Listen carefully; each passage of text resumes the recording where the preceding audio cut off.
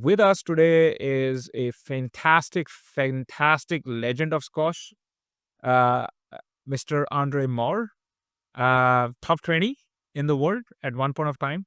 So, welcome, Andre. Why don't you take a few and introduce yourself? Hello, Preetpal. Thank you for having me. Obviously, my name is Andre Legend Maur. I'm from Dublin, Ireland. I'm a squash player for the last many decades. I teach, I write books, I do movies, anything to do with squash, anything to promote squash, as you can see. And I'm very flattered and very honored to have this discussion with you. Yep. And Andre, you're being very modest about yourself, right? So, I know you were vacationing last week. Where were you at? Tell us a little bit about that. I was on a little island. Since I'm an island boy from Ireland, I'm a leprechaun, as you can see. I grew up in Dublin, Ireland, but I was on another island called Necker Island in the BVI's on Richard Branson, Sir Richard Branson's island, who I know very well, a good friend of mine. And they have a big tennis tournament every year. So I always go down there and just chill out and meet the players and try and get new ideas when I'm down there. Who did you all meet? Over the years now, this year was special because it was my 10th anniversary. So I spent a week with Novak Djokovic, with Nadal, Navratilova. I mean, all the greats, Boris Becker, Stefan Edberg. I mean, there's so many that come down every year. So, and what they do is when they come down, they let their hair down, and it's all about supporting, the Tennis Foundation or Virgin Unite Foundation in aid of all the kids down there. Okay. So Andre, you have one of the best wrists in the game of squash, right? So you said that you started pretty late on or at squash, right? So how did an Irish guy end up in squash with the most beautiful wrist work? Well, obviously, I suppose I was fairly gifted in those days. I was always very athletic, pre-pal. So, I mean, in the heyday when I was like anywhere between 10 and 15 years old, we always played soccer on the road. So I was always very active. Now, you got to realize now, school was number one priority, just like the culture in your country. Academics is very, very important. So I made sure that I did all right in my grade. But I only played, going back to squash, I only played maybe once every 2 weeks. It was very seldom because I got up early every morning at 6 a.m. I had to get a bus, two buses to school, which I went to an international school, which was financed by the German government in Dublin. It was called St. Kilian's Deutsche Schule.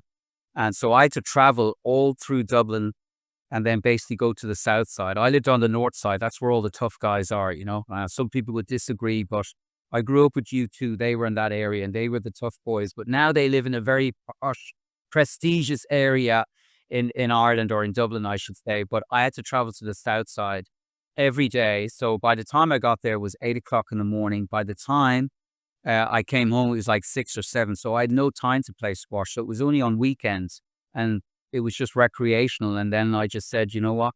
I can't get into a tennis club because in those days it was a novelty. They were all private clubs. So I just ended up playing squash, and then they accepted me into the tennis club. They wanted me as a tennis player. And I said, no, I'm playing the real sport. Real men play with small. Double dot squash balls, That's yellow in color. Yeah. We're going to talk about squash in a few. Well, welcome to the show, Andre.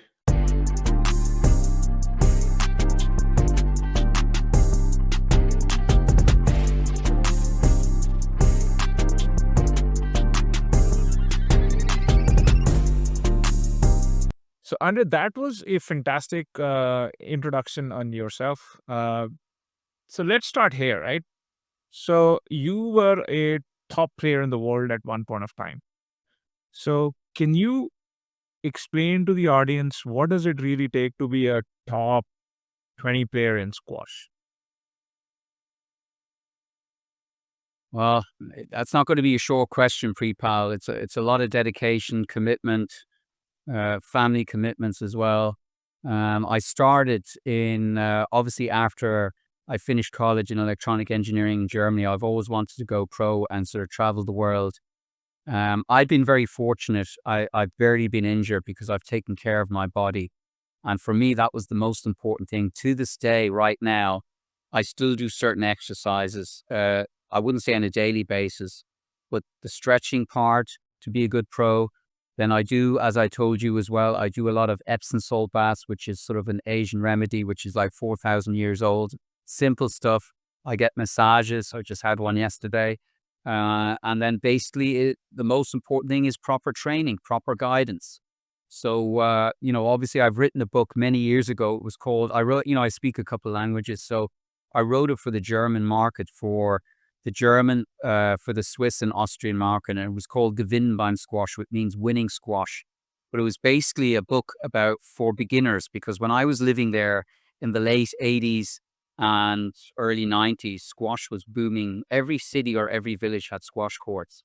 And if I were ever to build a club here in America, I would base it on the German sort of technology and sort of uh, basically, what's the right word I'm looking for? I'm short for words, but just the architectural design in Germany, they're unbelievable. Where it's more about community, whereas a lot of the clubs when they build here, it's very old school. But anyway, that's my personal opinion, since I've got a vast amount of experience. But obviously, as a professional, I had it good. I trained 6 hours a day, Preetpal, for 4 months. I did it in the summer months. A day for me, and it does work. Basically, the training that I did, I can elaborate on that. When I moved to Atlanta, I taught a girl called Michelle Quibel, who I just met last week again after 22 years.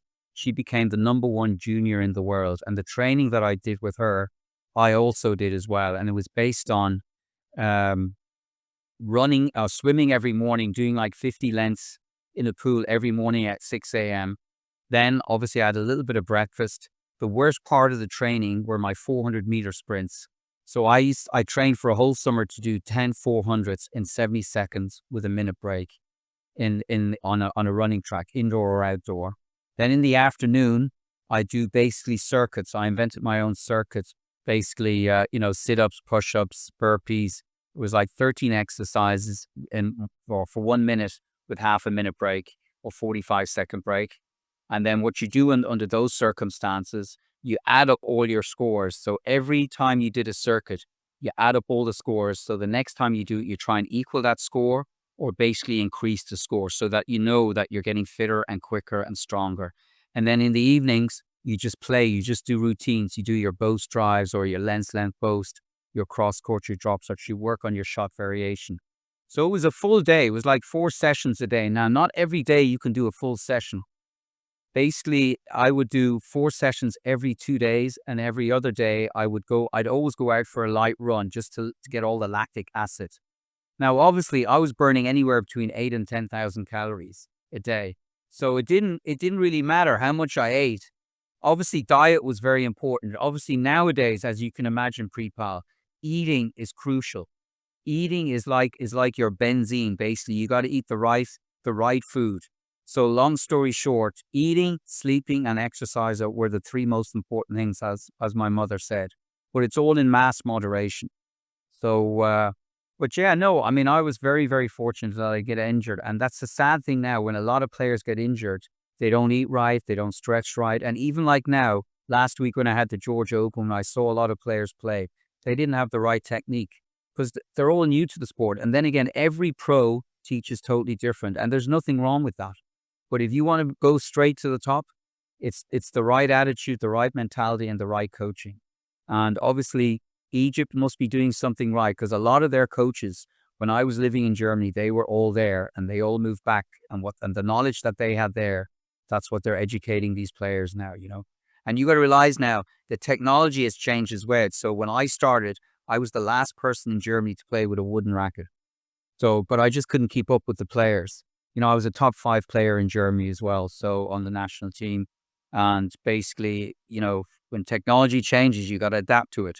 So that wasn't easy either. And then the rallies were getting longer. The players were getting bigger and stronger, just like now. So all the players, they're so much bigger and better and stronger. It's not only in squash, it's like in any sport. The average height of a tennis player is 6'4".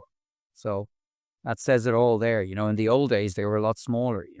Just like the squash players, they were all like 5'9", 5'10". Now they're all over 6 foot. Look at all the Egyptian players. They're very, very tall and strong and very physical. So what differentiates a top 5 or top 10 ranking today, right?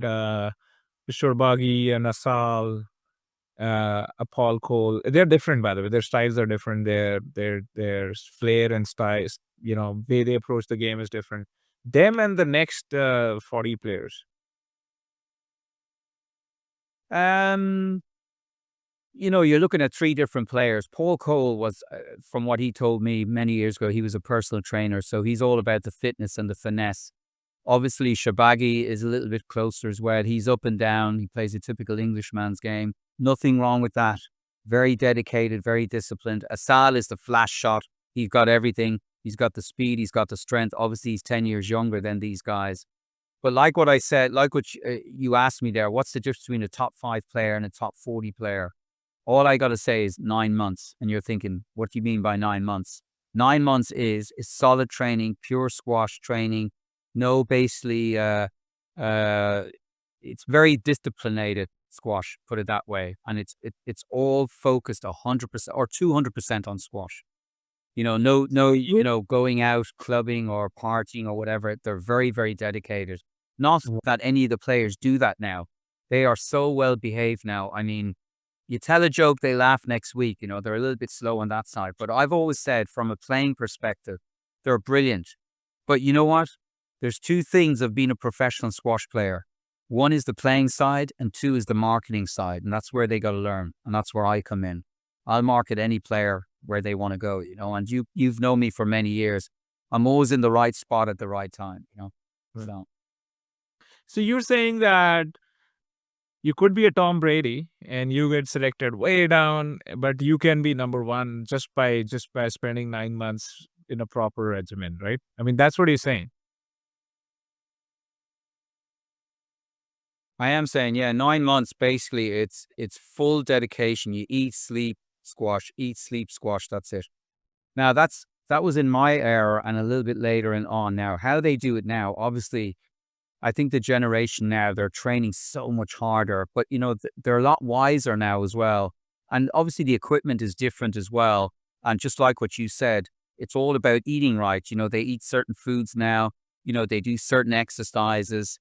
I mean, I can go on. I mean, obviously my wife had a stroke, and the only reason why she's still there now, there's a machine called the Beamer Group, which is sold in Germany. It's not very big over here, but it's electromagnetic waves. It's all about blood flow, blood circulation in your arteries. So, and I'm a great believer in that as well. The older we get, the harder it is. A lot of our arteries are clogged, and that's why you get heart attacks. And last but least, I hate to say it, America's got great food, but it's the worst food in the world. And you just have to look at the population, what they're all eating. And I think half the people don't understand what they're eating here. They don't read the small print on the boxes, what they eat. Just like I told you, Preetpal, no eating late at night. But I'm sure you've done the good deeds there. Well, I'm guilty. Right? You know that the ethnicity which we come from, we're Indians, right? So we are, primarily predisposed to a lot of like metabolic these disorders, like high triglycerides, and therefore you see a lot of people from my ethnicity actually go right to the graveyard by the time they turn 45 because oops, they just don't understand how. Well, I was nearly there, Preetpal. I was nearly there as well. But under my condition, obviously I'm answering the next question. Um, Obviously, I was in denial for 2 years. This is why me. I'm a professional athlete. I'm muscle. There's no fat on me. Basically, why me? And I just found out. It took me 2 years to figure out that it was hereditary. Once you've got something hereditary, there's nothing you can do. So you can eat healthy. You can take your tablets. It's life basically. So it's part of my genetics. So, but a lot of people don't have that, and they can switch that around basically by eating a healthier life, going out, and it's simple food. How did we all do it 50 years ago? I mean, I'll tell you, you know how many times I went into a restaurant when I grew up in Ireland, in Dublin? You know how many times I went to a restaurant up until the age of 18? How many restaurant meals I've had? Maybe one time, A live meal. 5 years in. Really, 18 years, I went to a restaurant 5 times. So, Wow. I think I that just remember shows you going my I mom remember basically going 2 cooked times when everything. I was, yeah. I still remember those 2 incidents Yeah, when well, we yeah. actually went to a restaurant when by the time I turned 16. in 16, but till the age of Yeah. 16, we went out, like out into a restaurant only probably two times, in that entire period, right? So it's amazing how Yeah. civilization So is who was? changing. How did you eat? I think Yeah. So we basically, yeah, we from the subcontinent, I think we are guilty as charged. Our Because we come from the tropics, a lot of our eating is actually very carnivorous, meaning we eat a lot of carbohydrates, and there's a lot of yeah. emphasis on grains, the rice, the wheats, right? And I think when your lifestyles are changing, like they're changing right now, those things actually start clogging in your system. And I'm kind of amazed, or I'm impressed. I always thought that you would not be that person who would have had health issues, because I've seen you run on the court all the time, be there doing all the right things by way of squash. So it's rather surprising to know that you had such issues, right? And of course you have also Well, spoken yeah. to No, I me. mean, I didn't know. How did So tell us Listen, about that, right? I've been playing squash all my life. So what happened? What happened with you as far as your health condition is concerned? What happened there? Well, it started in 2017. Basically, I was training for the Irish Open or Irish Nationals in 2017, beginning of January, and I had to fly back home to Europe in March. But prior to that, obviously, I always train like 2 months beforehand, and obviously, normally a lot of players start a lot earlier, maybe 3 or 4 months. But obviously, I had a full time job in coaching, so I was fairly busy. But I broke it down, sort of like an intensity training, and for some reason, I think everything just caught up, Preetpal. I was just, I did a lot of traveling. I was always in the air, down in the air, traveling here and there, which is another big issue as well for getting blood clots. And I've had a couple of my players have that as well in the past. I never thought about it. I wasn't saying I was young. I was 52 when it happened, but I thought, I'm a squash player. I'm invincible. I train so hard. Nothing can beat me. I mean, not even a heart attack or COVID or whatever. But long story short, I started training, and then I just felt this, not this sensation, this pain in my chest. And it was like somebody stabbing a knife into my heart. But what do squash players have? They have a high density of pain threshold. So pain was, I've always known what pain was compared to any other sport. We basically run till we drop. And that's what I did. And I think that's what kept me going as well. Because a lot of people, where are we now, Prepa? We're sitting in a chair. Where do most heart attacks happen? In the office, where they're sitting there and suddenly they fall over because they're not moving. I was fortunate enough because I was playing squash. I was crouched over in so much pain, and I started moving around, and it was basically all the calc in my arteries was moving around everywhere, and then suddenly it just stopped after 20 seconds, and I could go on again. So that happened 3 times on the squash court in 1 week because I was training 3 times a week, and then the other 2 times I actually went to the doctors, and this is how sad it is. Basically, I went in. I had 2 interns. My blood pressure was 238/20, and you know how high that is. Wow. I should have been basically admitted into hospital. They said, no, you're okay. Take these tablets, go home, and then you can fly home to Ireland and play nationals. So, okay, fair enough. I believe them. I mean, they're doctors. So basically, Prepal, I came home. I called my father and I said, Dad, I'm coming in tomorrow, flight 177 on Delta, 7:30, Terminal 2, pick me up. As soon as I put the phone down, I had heart attack number 5, and my wife said, that's it. You're not flying, nothing. I'm going to call the ambulance. And then the next day they operated. But what I did to the doctors there, I said, don't put me to sleep. I stayed awake. They operate while I was uncomatose, basically. I was wide awake. So that's how tough I was, because I was scared that they'd screw up. I said, I said to my wife, listen, if I don't come out of here, it was great meeting you and I love you loads. And yeah, that was it. And then luckily I came out after an hour and a half. I think the doctor felt guilty, but I'm not going to mention his name. He's one of the nicest guys ever. But But yeah, no, he basically operated. It took an hour and a half. I had the big screen on the side. I could see where my arteries were clogged.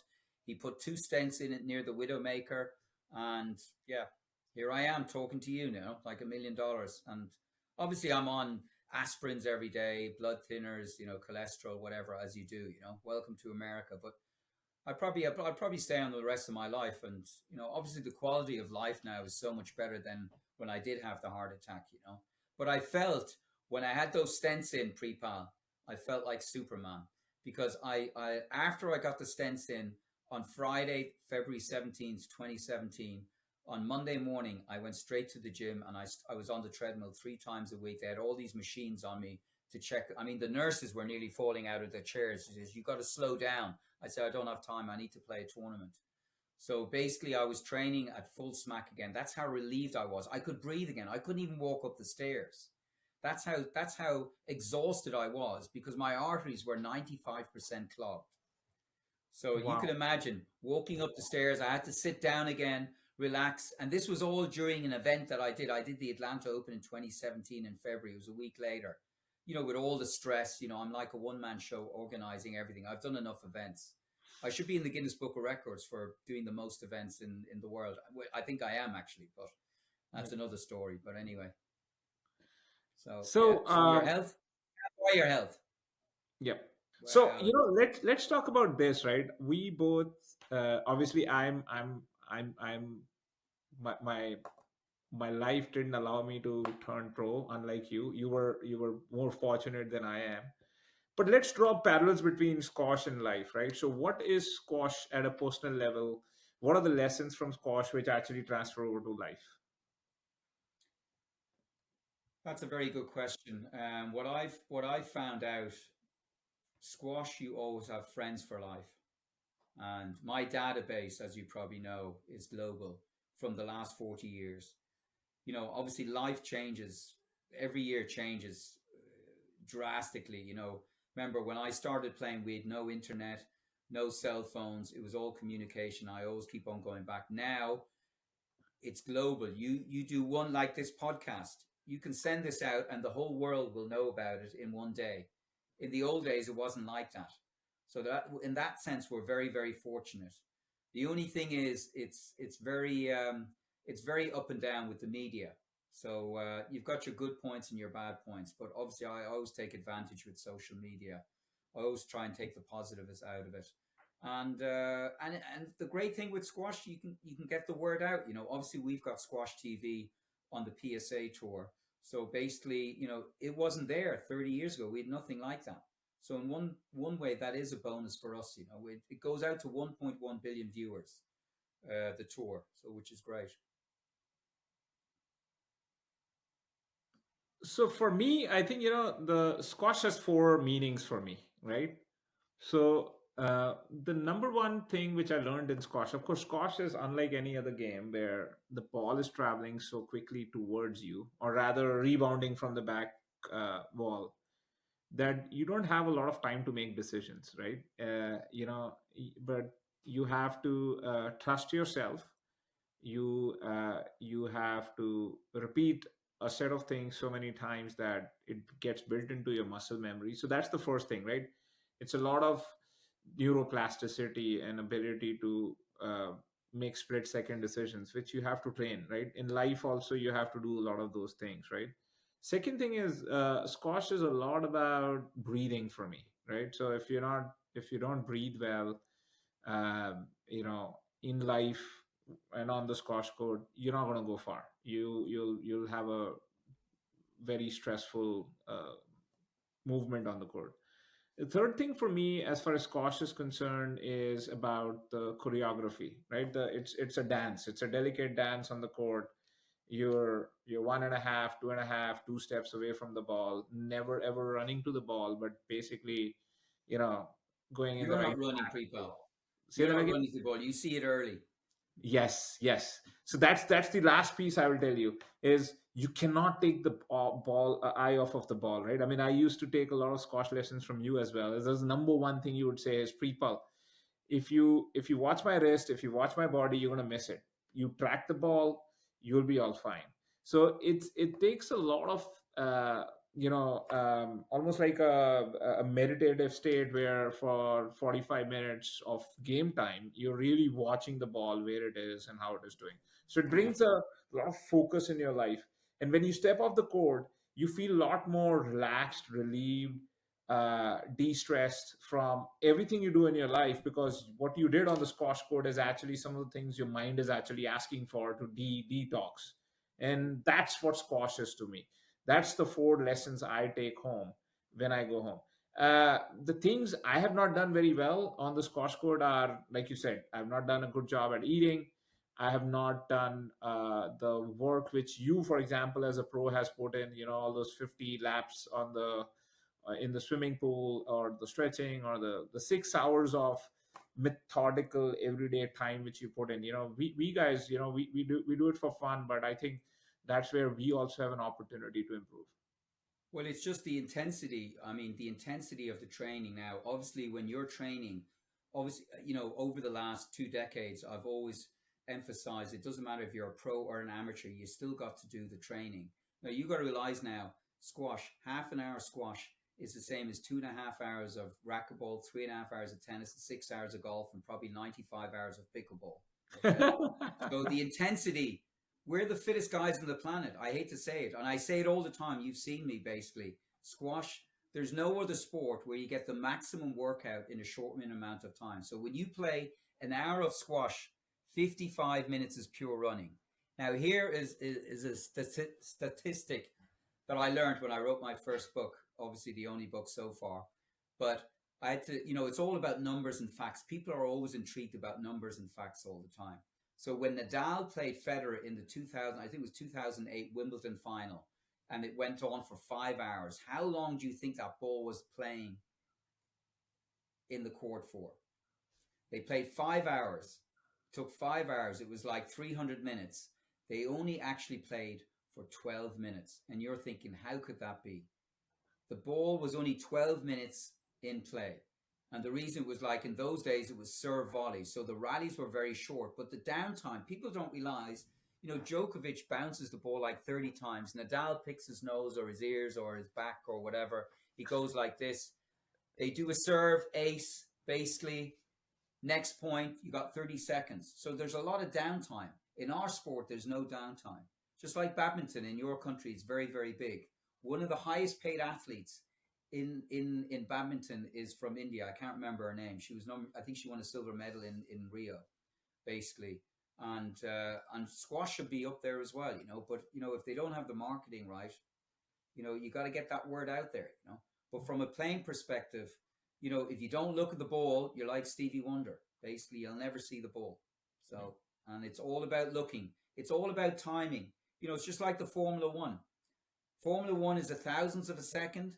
100-meter dash is a hundredth of a second, and squash is a tenth of a second. So that Wow. tenth of a second where you look away, point is over, or you're going to be in severe trouble trying to get the next point. You're going to be working extra hard. Yeah. So, and these are all the little pointers that I've learned over the last 4 decades, So, I mean, it's a no-brainer, basically, for me. But for somebody that's totally new, that has no idea about squash, and basically goes in, he'll love the sport because he'll get, oh my God, this is an unbelievable workout. So, and I just introduced a fellow sponsor of mine of the sport, and he loves it now. So, and I've got another meeting with him next week, so we'll see where it goes, But he's so intrigued because he never even heard about it. And I said, listen, if you want to lose weight or get in shape, build up, and he's a big lad, he's a 300-pounder football player, and yeah, he's totally impressed with it, Couple of more questions around. You've obviously you've coached a lot of players, right? So um, what have you seen, from coaching perspective, right? Have you seen situations where people are not able to go to the next level as far as their game is concerned because of what reasons? I mean, is it mind? Is it body? Is it eating? Is it stroke play? What is it? Well, obviously, you have to have the hunger as well. I mean, here's a great example. My first event that I did here in Atlanta was the Atlanta Open, and Nick Matthew had only got he only got in because I gave him a wild card. Wow. And A Nick wild card is basically into the tournament. He couldn't have gotten in because his ranking was so low. So he got into the event, and I trained with him for a week in, yeah, it was the year 2000, and he ended up winning the event. But when I did routines with him, I mean, he wasn't very mobile. I mean, he was new to the sport. He was like 70 or 80 in the world. And 3 years later, he was number one in the world. And I'll always never forget what he said. He says, Andre, I might not be the most talented player, but the work ethic, I've got 200%. And that's what he did. He was a hard worker. Now, he wasn't very stylish. I mean, I could read his shots like 3 years in advance. It was typical Englishman's game, up and down the wall. But what he did was, he was very fit, cut the ball off, hit it deep and tight, which is a typical Englishman's game, hit it down the wall until somebody makes a mistake and then go for the execution. And he was, up until a couple of years ago, he was the fittest guy on the planet. And it's on just the the same planet. now. Yeah, no, I'll guarantee you, he was the fittest guy. Just like Joel Mackin. I think Joel Mackin is fitter now than Paul Cole, because Paul Cole is slowing down a little bit. Yeah. Joel Mackin is now, I think, the fittest guy on the planet, Yeah. in my eyes. He's from I know. I Wales. know. I was pretty heartbroken when Joel actually took down Paul Cole. Paul Cole probably 2 times in the last 3 or games. Yeah, but he's getting old. It's not like he's 25. I think he's like 30 or 32. I don't know. I can't remember what his age is. And He's Joel's like 32. 28, 29. But these guys, I'm telling you right now, talent alone is not sufficient anymore. You know, in the days when Jahangir was there in the 80s or 70s, talent, you were halfway there. And then you got the likes of Power and Peter Nicol. They sort of raised the bar a little bit. They started doing more fitness, just like with Tiger Woods. I mean, all the golfers were big and, overweight. Now look at them. They're all like ripped. They're very, very fit. They watch out what they eat, and they exercise a little bit more. And, it's like in any sport. So talent alone, you can't win on talent. You got to have the work ethic. And just to answer your question, a lot of these players, they're not talented. I can see immediately if a player's talented or not. And, I mean, out of, even like this weekend when I did the Georgia Open, there was one or two players that were very talented, but they weren't fit enough. And fitness, on a bad day in squash, Preetpal, you can always win because you keep the ball in play, because the ball ain't going to leave the court. Unlike in tennis, when the ball goes behind you, the point is over. In squash, when the ball goes behind you, it bounces off the back wall, you can still retrieve it. That's the difference. And that's why we're the fittest athletes in the world. I hate to say it. Move And over that any other athlete. Don't even talk to me. and that is why it is the cruelest game on planet Earth as well. The ball is there. It says, "Come and get me," and if you give up, you say, "Shame on you." Yeah. But the ball is never giving up, right? So it's No. always saying, "Come, come, get me." So it's the cruelest game on planet Earth, and you might be huffing, panting, your lungs may be exhausted, your body will be like, "Hey, what are you doing with me?" But you still can get to the ball, right? So that makes Well, the game very interesting. the thing that I learned, which was a good instinct as well, obviously squash never came. Well, it did come easy for me because I had good hands. But I still learned when I moved to Germany. I played with an amateur world champion for 3 years. I was 19 years old. He was 35. To this day, I've never beaten the guy. He was a 3-time world amateur champion. And he taught me how to do court sprints. He says, Andre, and I've always said this to all my kids, I've got my pride and glory when I teach a lot of kids. All my kids have gone, I've either gone to number one or number one juniors in the world, and they've got into all the Ivy League schools, which was their main focus and their main ambition. But what I've learned was no pain, no gain. And I hate to say it, it's true. And I did these sprints up and down, up and down. Like after we played for an hour and a half, I used to do 10 sets of 22 sprints with a minute break. So, and I thought I was good. But there was a guy called Anthony Rithix. I think he did from Australia. He was like top 4 in the world. I think he did like 20 court sprints. He trained for an hour and a half and then basically did 22 sprints or 24 sprints in a minute and 20 sets. So, everybody trains different, So everybody has a talent, but you just got to find that talent if it's on court or off court. And that's the beauty in our sport now. It doesn't matter. You don't have to be talented. Obviously, Asal, it's a bonus. He's very talented. And obviously, he's very, very young. And obviously, he's going to be number one in the next maybe couple of weeks or whatever if he doesn't get injured or, if he wins a couple of more events. But at the end, there's a lot of dedication and a lot of commitment, basically, of being a squash professional, just like in any other sport. And it doesn't get any easier. and you got to grind it out. And like I said, but the most important thing is if you have a lot of support, a lot of sponsors, it makes life so much easier. And that's I was fortunate enough, I had sort of the gift of gab and getting sponsors to sponsor me with my travels all the time. And that's how these kids should be educated as well. And I just had a big lecture with, I think he was number 2 or 3 in Pakistan. I just sat down with him for an hour, and he says, Andre, I need your help. Guide me. What do I need to do? Because I want to be in the Olympics for Pakistan. And I said, this is what you got to do. You got to have a website. You got to have a QR code. You got to have a business card. Half these guys have nothing. And I'm sure it's like that in a lot of other sports. But a lot of other sports, they have agencies. They're spending a lot more money basically on social media and whatever. The squash players don't do that. You can travel. Ali Farag could travel in an airport. Nobody will know who he is. You have a Djokovic or a Federer, they'll be swamped. They won't be able to get out of the airport. In one way, it's nice. You're not harassed. But in another way, you do want that limelight because we are, and I hate to say it again and again and again, we're the best athletes in the world. So we're the fittest guys on the planet. And Forbes even wrote a big article about us as well. Healthiest sport in America. And we're ranked number 1. I think number 2 is boxing, then it's rowing, then it's basketball, then it's, I don't know, swimming or whatever. Yeah. But we're number 1. I think you can't punch straight for 15 to 20 seconds. After 20 seconds, you're done, right? But squash is right up there as probably number 2 in the most sort of exhaustive sport. But we squash players, we last for 40-45 minutes on a court easy, and each of the rallies, if we are super fit, last for at least 30 seconds, right? Yeah. So it's a lot of body taxation. But hey, Andre, great having you on the show. Any parting thoughts? Anything as a professional squash player who has had health issues? Any parting thoughts for the audience? Like I said earlier on, the most important thing is eating right. Watch what you intake,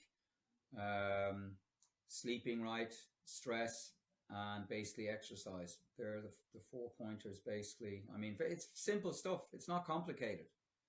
Eat healthy. Don't eat late. 9 o'clock, 1 o'clock, 6 o'clock, as I told you.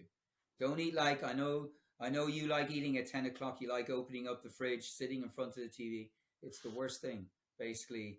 Eating, because you're going to bed with a heavy stomach. And what do you do when you wake up? You go and have breakfast. And breakfast is the most important meal of the day. You got to eat right. Breakfast, I always have a good breakfast because that'll take me through the whole day. And I learned the hard way, basically, when I grew up, we always had a full breakfast. And I barely, obviously I had lunch as well and dinner. And I never ate past 6 o'clock. Just like when you went to school, Preetpal. 9, 1, and 6. I think those are the words well spoken with depth and experience. So thank you so much, Andre, for spending the time here. We'll have you Anytime. again talking about a lot of stuff. Thank you Very good. Thank you for having me.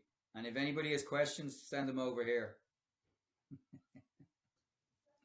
for spending the time here. We'll have Anytime. you again talking about a lot of stuff. Thank you Very good. Thank you for having me. And if anybody has questions, send them over here.